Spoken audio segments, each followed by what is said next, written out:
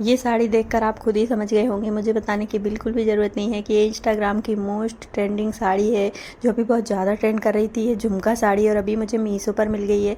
इसके साथ ये ऐसा प्लेन ब्लाउज आने वाला है। इसमें और भी कलर अवेलेबल हैं गाइस। इन साड़ी पर देखो आप कितनी सुंदर ऐसा मिरर का वर्क लगा हुआ है।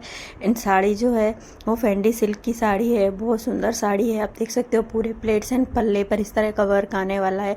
तो आपको भी ये साड़ी ऑर्डर करना है तो मेरे चैनल फैशन विद रूपाली को सब्सक्राइब कर लीजिए एंड पोस्ट सेशन या डिस्क्रिप्शन से लिंक लेकर के आप इसे ऑर्डर कर सकते हैं।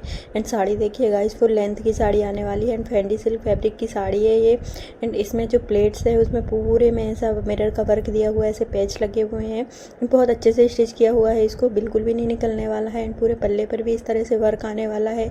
तो आपको पता ही है कि क्या करना है। आपको भी साड़ी पसंद आ रही है तो फटाफट से लिंक लेकर के आप इसे ऑर्डर कर लो।